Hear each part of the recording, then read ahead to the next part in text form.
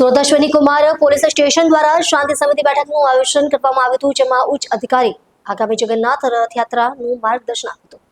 સુરત શહેરના Ashwini Kumar police station ખાતે આગામી જગન્નાથ રથયાત્રાને અનુલક્ષીને શાંતિ સમિતિની બેઠકનું આયોજન કરવામાં આવ્યું હતું। બેઠકમાં પોલીસના ઉચ્ચ અધિકારીઓ, શાંતિ સમિતિના સભ્યો તથા સ્થાનિક આગેવાનો ઉપસ્થિત રહ્યા હતા। ઉચ્ચ અધિકારીઓએ રથયાત્રા દરમિયાન કાયદો અને વ્યવસ્થા જળવાઈ રહે, સૌહાર્દપૂર્ણ વાતાવરણમાં ઉત્સવ ઉજવાય તેમજ ટ્રાફિક અને સુરક્ષા અંગે જરૂરી માર્ગદર્શન આપ્યું હતું।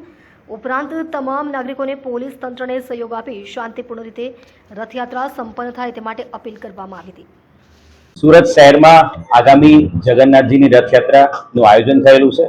સમગ્ર શહેરમાં કુલ 8 જેટલી શોભાયાત્રાઓનું આયોજન કરવામાં આવ્યું છે। ખાસ કરીને વરાછા વિસ્તાર, અશ્વિની કુમાર પોલીસ વિસ્તારમાંથી નીકળનારી ઇસ્કોન મંદિરની જે રથયાત્રા છે એ 6 કિલોમીટર જેટલી રથયાત્રા છે અને આ રથયાત્રાની સાથે સાથે મૈધરપુરા, એની સાથે સાથે ઉધના, કુલ સેક્ટર 1 વિસ્તારમાં 4 રથયાત્રાઓ નીકળનાર છે।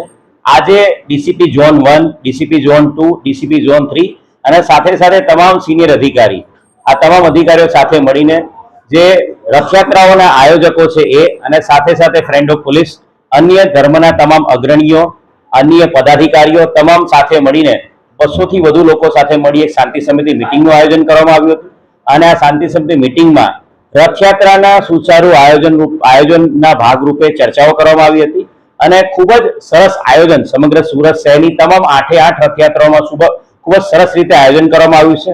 પોલીસનું તમામ રથયાત્રાના આયોજકો અને તમામ અગ્રણીઓ સાથે ખૂબ જ સરસ ટાઈઅપ અને લાઇઝનિંગ થઈ ગયેલું છે। રથયાત્રાના રૂટ ઉપર પોલીસ દ્વારા તમામ જગ્યાઓ ઉપર મૂવિંગ બંદોબસ્ત, સ્ટેટિક બંદોબસ્ત, ડીપ પોઈન્ટ બંદોબસ્ત, ધાબા પોઈન્ટ બંદોબસ્ત તમામ જગ્યાએ લગાવવામાં આવનાર છે। આની સાથે સાથે રથયાત્રામાં પોલીસ બોડી વન કેમેરા સાથે સજ્જ કરીને એને તૈનાત કરવામાં આવશે।